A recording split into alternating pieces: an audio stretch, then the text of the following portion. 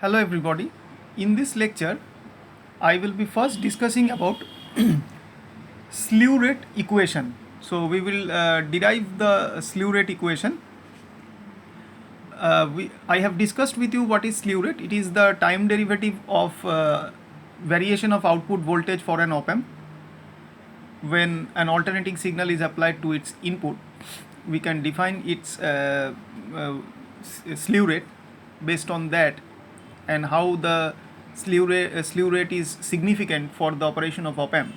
Now here we will see this since slew rate is a specific very important parameter specifically for the operation of op amp.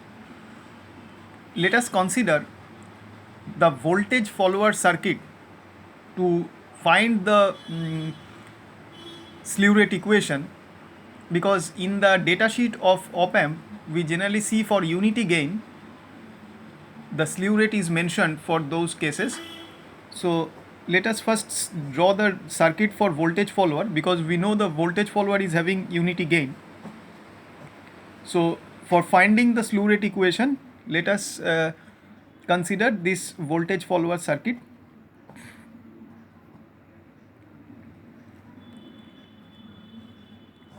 We know that the output of the voltage follower is basically connected to the input, that is the inverting input. The output is connected to the inverting input directly through no resistance in the feedback path, and the at the non-inverting terminal the signal V in is applied here, and therefore the output will follow the input. So this circuit should be called voltage follower. So output voltage will be following the input voltage, and hence this name. So let us assume that the input is a large amplitude high frequency sine wave. So V in is assumed here as large signal and high frequency sine wave, sine wave. So considering this, the equation for sine wave, let it be written in this fashion: V in is equal to Vp, its peak value, sine omega t, or since it is voltage follower, we can write VO also Vp sine omega t, as VO equal to V in. Now the rate of change of output voltage may be found like this: dVo dt with respect to time, the rate of change, time rate of change. It is differentiation of this expression, that is Vp cos omega t into omega. So this is the time rate of change of output. So now if we want to find the maximum rate of change of output voltage from this equation, that means we need to find therefore dVo dt max. If we want to find dVo dt max, if we want to find the maximum value of this, then from the right hand side it Vp omega cos omega t will take its maximum value when cos omega t will take its maximum value, and we know it is 1. So therefore putting cos omega t equal to 1 here, the maximum value of output voltage change with respect to time should be Vp into omega. Or we can say SR, if SR is the slew rate, then it is 2 pi f into Vp volt per second, putting omega equal to 2 pi f from here, as dVo dt maximum value is the maximum value of slew rate, where f is the input frequency in hertz and Vp is the peak value of the output sine wave. or peak amplitude of output sine wave. Now from this equation we may write it is 2 pi f Vp. We know the slew rate is expressed in units volt per microsecond and it is volt per second. So we need to convert this expression into microsecond per microsecond. So 2 pi f Vp volt by second, instead of second we should be writing 10 to the power 6 and therefore it would become volt per mu s. So this is the slew rate equation with inside the box. So this is the derivation of the slew rate equation. Now what is how the waveform will look like? It is a basically sine alternating waveform. This is 0 volt, the maximum peak value is Vp and this is minus Vp. This is for one time period of the input sine wave, and this is actually V in equal to VO, because the V in and VO will be same, because we have assumed that circuit is a voltage follower. We have considered. Now for getting the output free from distortion, the slew rate determines the maximum frequency of operation from here, denoted by F max for a desired output swing, because we know if the output swing is unbounded greater than some specific value, clipping may occur and that will result this distortion. So we should be getting a maximum frequency for which the output should be undistorted based on the desired output swing. In other words, if we can say with a lower frequency, the slew rate determines the maximum undistorted output voltage swing.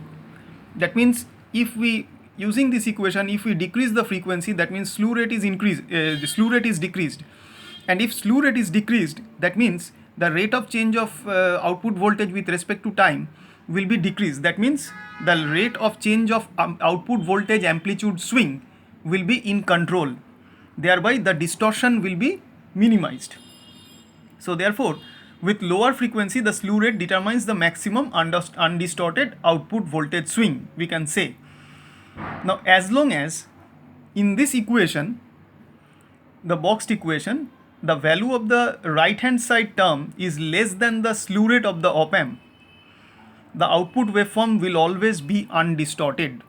That means slew rate should be having its maximum value with, which is given by this 2 pi f Vp. This is the maximum value. That means actually this value should be less than 2 pi f Vp divided by 10 to the power 6. That means the output voltage variation with respect to time should be such that it must be always less than this. It must be always less than this, because this value should be the maximum determining value for slew rate, for which the output should remain undistorted. So if somehow this value gives a greater value than the slew rate of the op amp, that means it is for sure that the output will get distorted.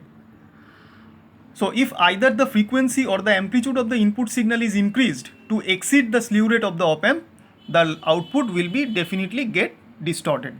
So for design engineers, it should be kept in mind that while selecting or the op amp for designing the circuit, the slew rate value should be kept well within this maximum value 2 pi f Vp by 10 to the power 6 volt per microsecond, and the output frequency, the frequency of the input signal or the peak amplitude should not be so selected that this value is actually goes beyond the specified value of slew rate of the particular op amp which is being used for the design. Okay, now let us see the effect of slew rate in applications on different cases. The slew rate has important effects on both open loop and closed loop op-amp circuits. Now, suppose in case of open loop configuration, this circuit can be used for open loop configuration if we remove this feedback path, the connectivity between output and input, and we should directly put a ground into the inverting terminal. So in that case, this will not be a voltage follower, but obviously this is the open loop configuration for op-amp, we can say. And since in the open loop voltage gain is very high, the output will definitely would like to swing more than its maximum saturation values, or that means towards the positive side equal to plus VCC or minus VE, because we know for open loop operation the output has tendency to go beyond the two saturation levels in the positive and negative direction, that is more than plus VCC or more positive than plus VCC and more negative than minus VE. So in that case there will be chance of the distortion in the output, and output may get saturated. So therefore, and if in that condition any input voltage is applied, alternating input voltage, there must be some clipping which will result distortion. So therefore, and this happens to be because of the high open loop voltage gain of op-amp. So the time taken by the output to go to switch between these two levels, plus VCC and minus VE, can be determined by using the slew rate of the op-amp, slew rate value of the op-amp, and it can be calculated from the slope of the voltage follower circuit using large signal pulse response curve, which can be plotted from here. And I have already told you in the last lecture that the typical value of slew rate for 741C op-amp is SR is 0.5 volt per microsecond. So therefore, if we put this value in this equation to calculate the corresponding maximum frequency for which no distortion should occur, therefore 0.5 is equal to 2 into 3.14 F Vp divided by 10 to the power 6. Now from here, let the positive and negative saturation level be set at value, suppose plus minus 14 volt. So VCC or VE is given by plus minus 14 volt, suppose. So the peak to peak change in the positive and negative direction will be 28 volt, because 14 volt in the positive direction towards plus VCC and minus 14 volt towards the negative direction minus VE. So peak to peak variation in this case, between which the amplitude may swing, is 28 volt. So Vp should be here used as peak to peak value, and that is nothing but 28 volt. So now let us write, now the peak to peak voltage is 28 volts, so we should be using this value to find the minimum time between two zero crossings.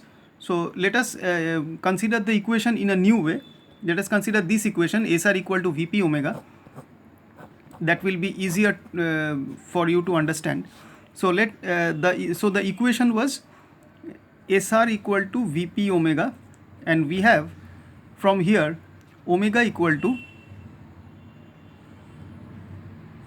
1 by omega equal to Vp divided by SR, and Vp is 28 volt divided by SR is 0.5 volt per microsecond. So if we calculate from here, we should be getting 56 microsecond.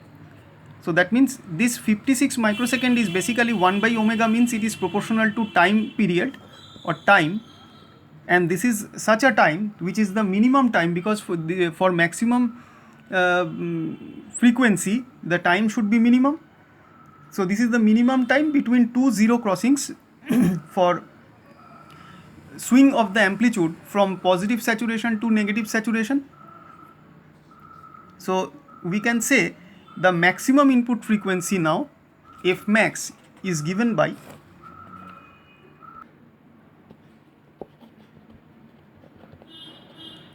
one by 2 into the minimum time, that means T min.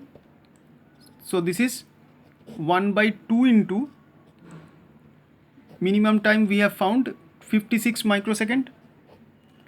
So this will come as 8.93 kilohertz. So this is the maximum frequency of the input signal, beyond which if the frequency is increased, that means the output will become distorted. So in this way we can analyze using the slew rate equation at up to which frequency of the input signal we should be getting undistorted output voltage. Let us now, we have some data that slew rate is 0.5 volt per microsecond, and the gain of amplifier A is 50, and it is said in the problem that this gain will be operated, this gain will be a constant to about 20 kilohertz, up to which the op amp will work smoothly or operate smoothly. So the maximum frequency F max is given as 20 kilohertz for no distortion at the output, when gain should be gain of the op amp is 50. Then the maximum output voltage at this 20 kilohertz value is given by the slew rate using the slew rate equation, 0.5 2 pi if the value of A is 20 kilohertz into Vp. So 2 pi f Vp we know, divided by 10 to the power 6. So using the slew rate equation, which is 2 pi f Vp by 10 to the power 6 volt per microsecond. So we have put all the values as given. Now from here we can calculate Vp, which is 3.98 volt undistorted voltage, this one, and this is peak value, peak undistorted voltage of output. So therefore VO is 7.96 volt, that is peak to peak, and it is also undistorted.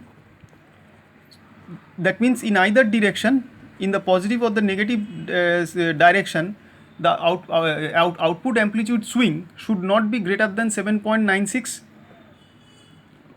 volt. So, and when the output will be a sine wave, the maximum input signal V in max should be less than, as gain is 50, so V in, we know A is equal to VO by V in. So now since we have VO and A with us, so therefore V in equal to VO by A, and for no distortion the maximum peak to peak voltage is 7.96, so this is 7.96 divided by 50, and this will give us 159 millivolt peak to peak. So it means for no distortion at the output, the input voltage swing in the positive and negative direction, the amplitude swing should be restricted within this value 159 millivolt only, and nothing more than this value. For anything, for any value greater than this in terms of the amplitude swing of the input voltage, the output of the op amp will get distorted. So this is all about the analysis and significance of slew rate. Now in the next topic, let us move on to see the different applications of op amp.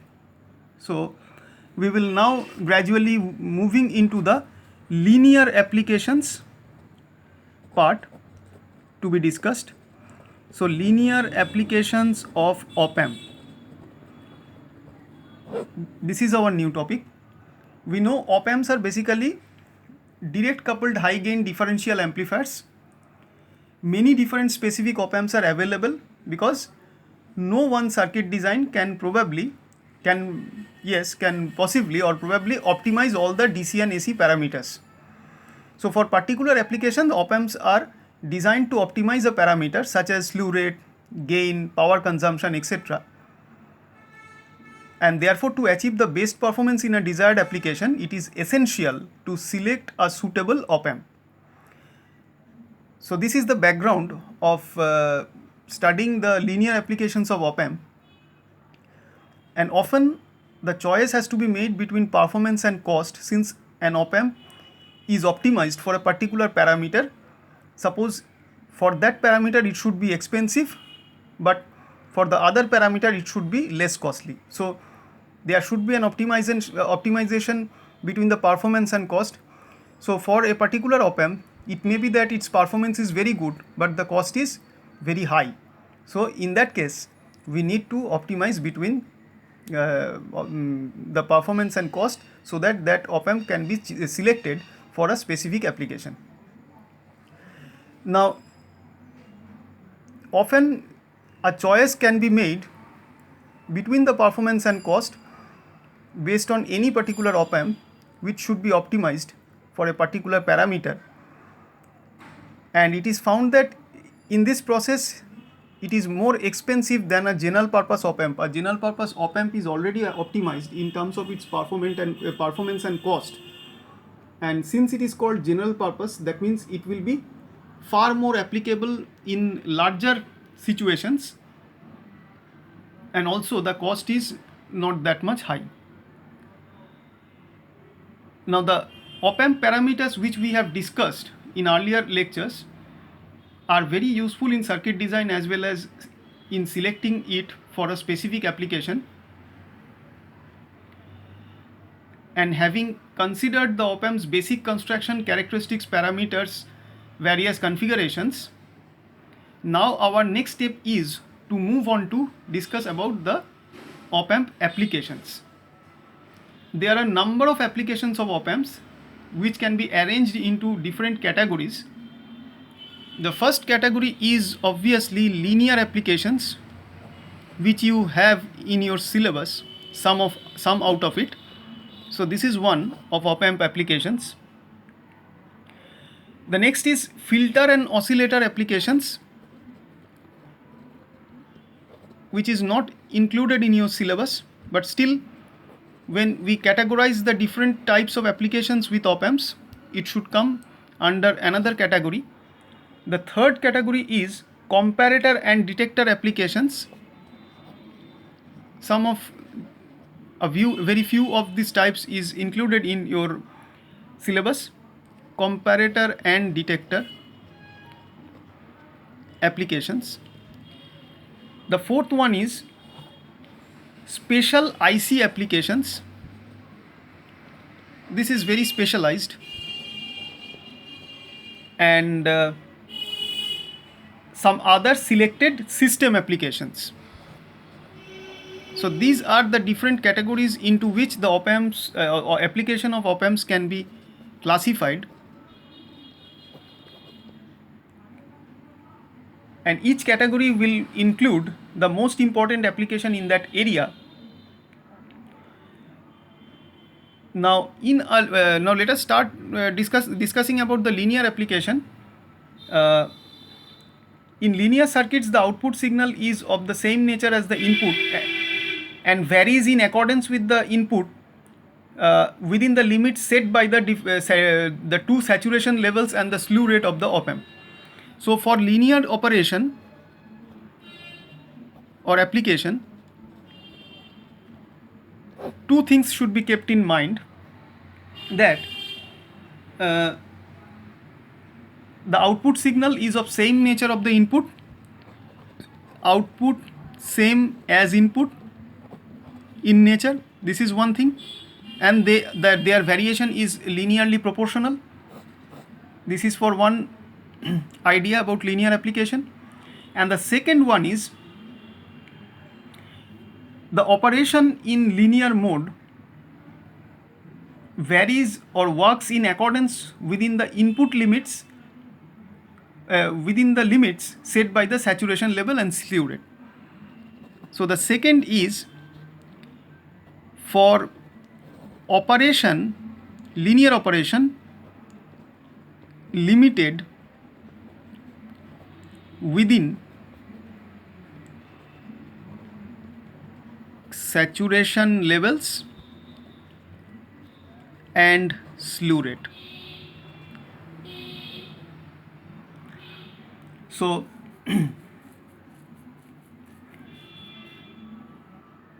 now considering all this application category, op-amp 741 can be used as a general purpose op-amp, but to improve the circuit performance in some of the applications, another IC LF351 can be used also, which is not that much general purpose like 741, but it is a low cost high speed op-amp IC. Both the 741 and 351 op-amps can be used for some specific applications. Both can be allowed, and this LF351 is an improved version and is also pin compatible with 741. So there are some similarities between the two, and this LF351 is having larger gain bandwidth product and faster slew rate, and also high input impedance as compared to 741. But still, because of general purpose nature, 741 is most widely used and discussed, and it also requires the 351 lower supply current. It has lower noise and offset voltage problem, and it has lower input bias and offset currents. So therefore we can see that LF351 is having many advantages, and it may be used to immediately upgrade the overall performance of existing 741 design, but still the 351 is not that much widely used like 741. Now we need to remember that no op-amp has all the DC and AC parameters optimized.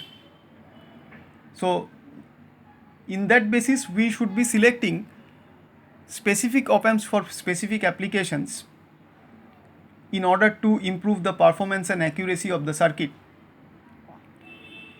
Now in the last two lectures, we have seen that the properties of closed loop amplifiers depend primarily on characteristics of the feedback network rather than those of the op-amp itself. And since a typical feedback network is composed of resistors and capacitors, their accuracy and stability using them can be improved significantly because these components are available in conditions of high precision and low drift. So to use the capacitor and resistors in making the feedback network for op-amps for its closed loop operation is quite significant because of their high precision and low drift. That means low offset problem and temperature instability. Now an op-amp can amplify, I have told at the very beginning that it can amplify two types of signals, DC and AC. So op-amp can work as DC and AC amplifier both. This is a significant consideration for discussing the applications of op-amp. In a DC amplifier, the output signal changes in response to the changes in its DC input levels. A DC amplifier can be inverting amplifier, non-inverting amplifier, or differential amplifier. We have gone through all these types. And to reduce the offset problem, that is to improve the accuracy of the DC amplifier, there are two pins kept in the 741 IC, that is 1 and 5, which are called offset null pins that should be used to minimize the offset problem we have discussed while discussing on the pin diagram of 741.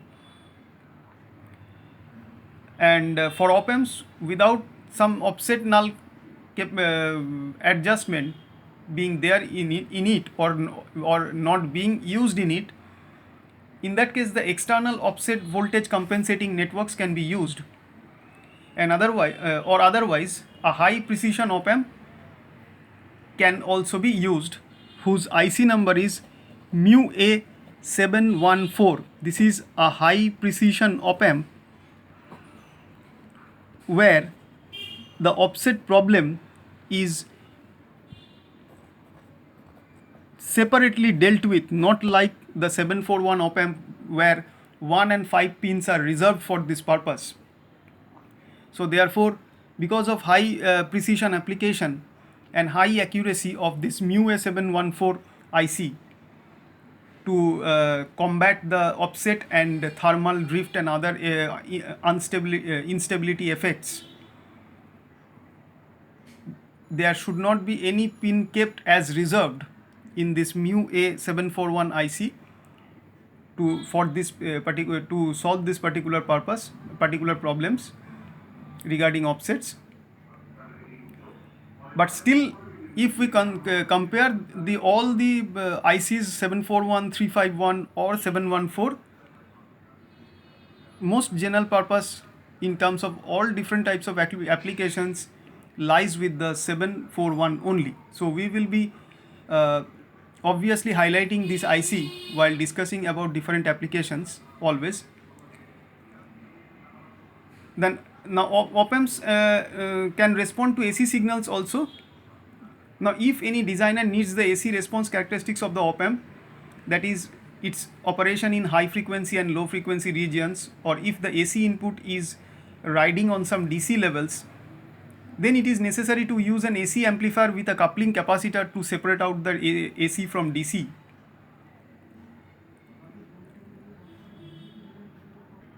Now let us discuss the first of different applications that is included in your syllabus, which is summing, scaling and averaging amplifiers. So now we will be discussing summing, scaling and averaging amplifiers. The summing amplifiers are alternately called adders. So this is nothing but summing amplifier. And the scaling and averaging parts are some modifications, those are introduced in the summing amplifier. So let us see in different configuration how this summing, scaling and averaging amplifier will work, considering the inverting and non-inverting configuration first. So let us first select the inverting configuration to understand the operation of summing, scaling and averaging. Inverting configuration. The circuit diagram in this case for op amp should be look like this.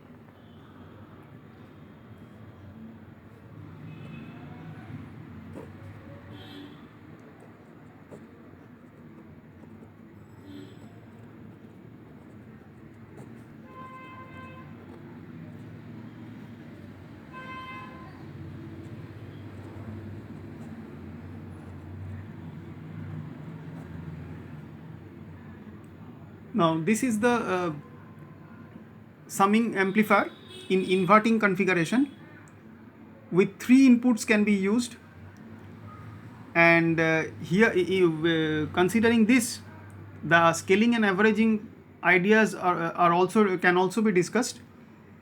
So here in this amplifier we can see that it is working in inverting mode, where at the inverting input terminal of the op-amp 3 inputs are applied in terms of VA, VB and VC, the 3 different voltages. Depending on the relationship between the feedback resistor RF, which is connected here, and these 3 are inputs applied combinedly in combined manner to the inverting input of the op-amp, and depending on the relationship between the feedback resistor RF and the input resistors RA, RB, RC, which are the current limiting resistors for the sources VA, VB and VC. So there is a relation between this RF and RA, RB, RC. Considering these 4 resistances, the circuit can be used either as a summing amplifier, scaling amplifier or averaging amplifier. Now the circuit functions can be verified by examining the expression for the output voltage, which is written over here. And this is obtained by using Kirchhoff's current law, KCL, to be written at node V2. This is node V2. This is node V2. If we apply KCL at V2, by KCL at node with voltage V2, we can get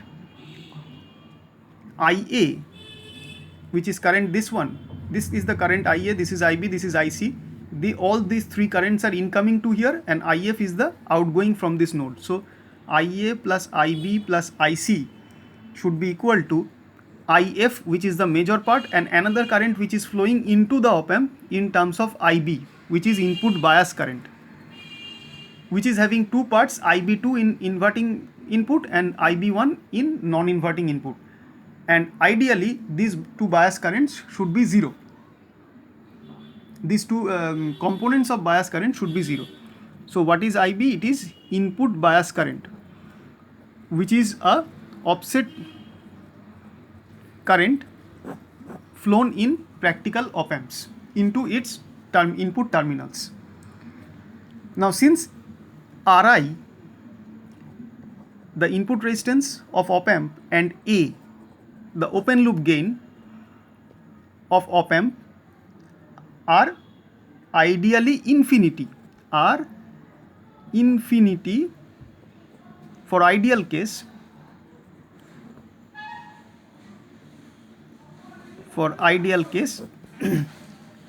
therefore we may write output impedance of the op-amp, that means impedance between these 2 terminals, like this. This is Ri. Because of its high value, very high value, this IB2 and IB1, that is as a result of IB, which we know IB is equal to IB1 plus IB2 by 2. It is the average of these 2 currents, the input bias currents, and because of Ri is high, so IB is approximately equal to 0. So we can write therefore IB approximately equal to 0. That's why here it is IB1 IB2 is equal to 0 is written, or approximately equal to 0 we can say it is written. Okay, and also because of virtual ground, as the non-inverting terminal is grounded directly, and because of that, because of high input impedance and high gain of the op-amp, if V1 is at 0, then V2 should be also at 0, because V1 should be equal to V2 as it is operating in inverting mode.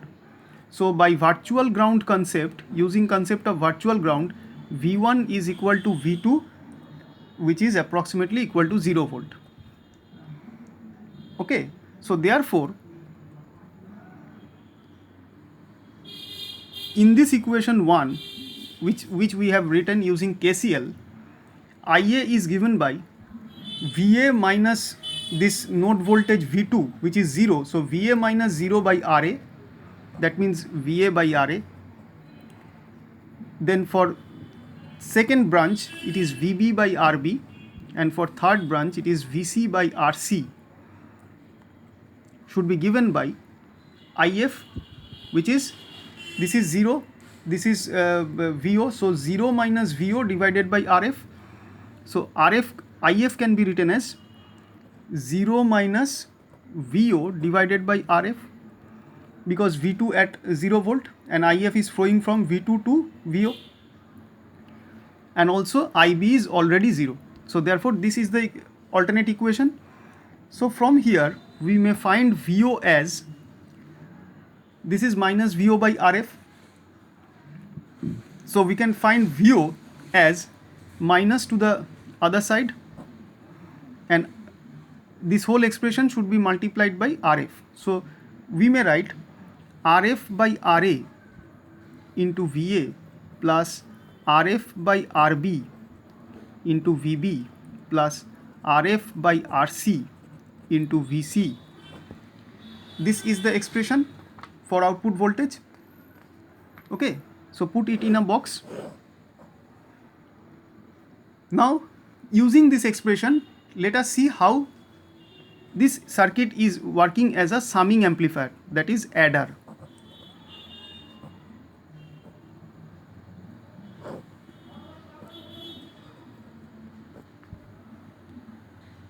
Now if this circuit in the figure is having RA equal to RB equal to RC, that is equal to R, all resistances at the input terminals are equal,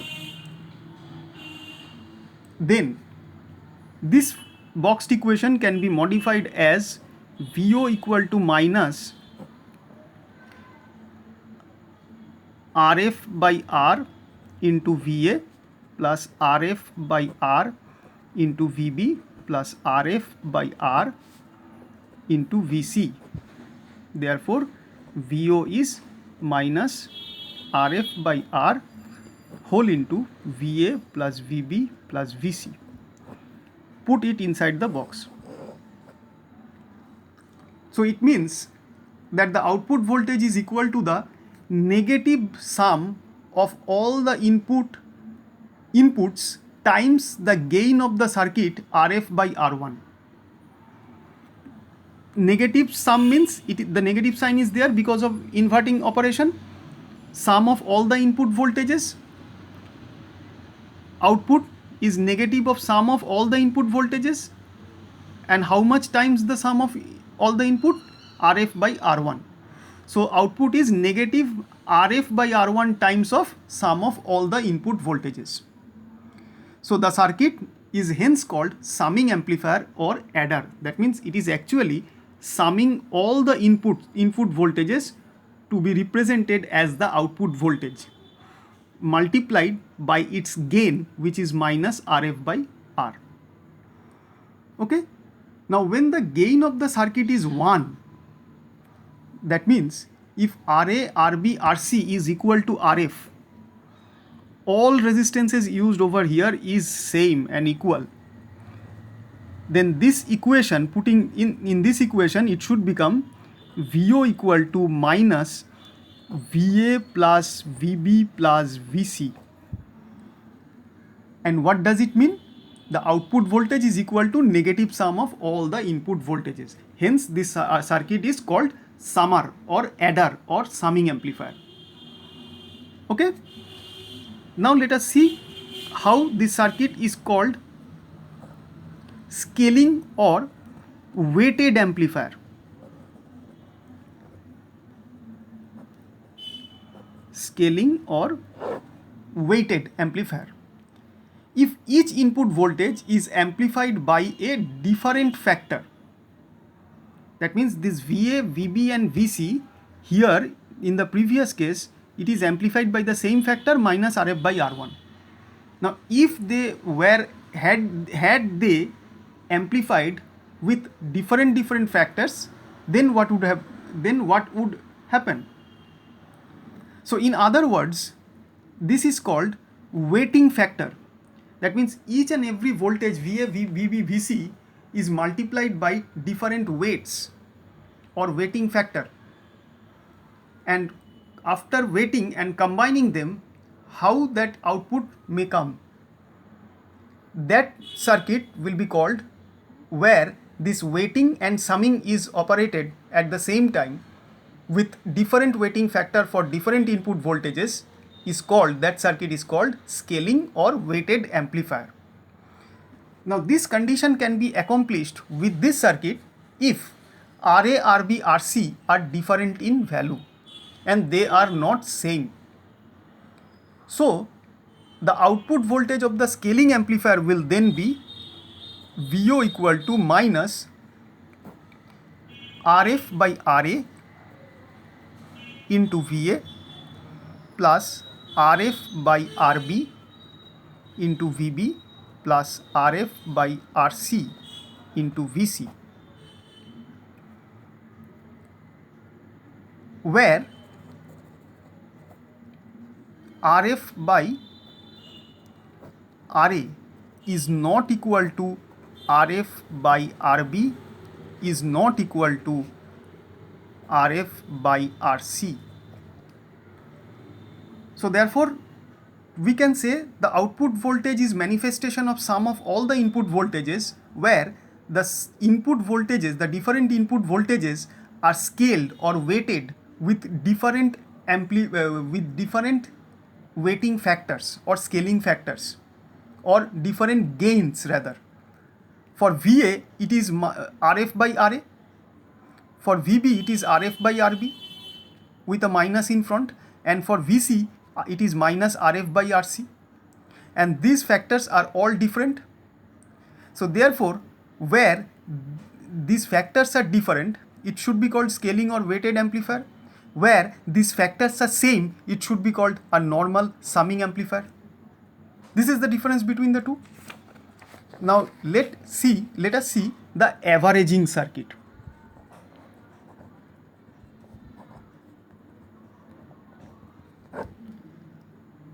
The same circuit can be used as an averaging circuit or averaging amplifier, in which the output voltage is equal to average of all the input voltages. That is called averaging circuit or averaging amplifier. And this can be accomplished by using all the input resistors of equal value. So here also RA equal to RB equal to RC, and that is equal to R taken at the input branches. Also, in addition to this, the gain by which each input is amplified must be equal to 1 over the number of inputs. That is, we should be adding RF by R, that is equal to 1 by N, where N is number of inputs.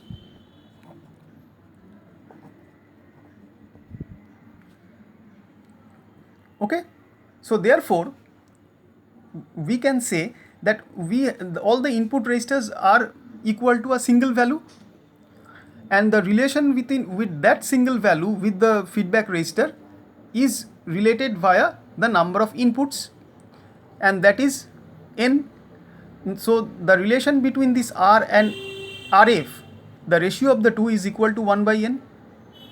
Thus if there are 3 inputs, then N should be 3.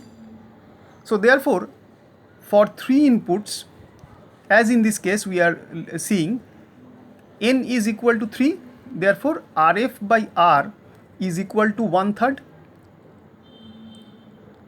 So therefore output in that case VO should be minus 1 by 3 into VA plus VB plus VC.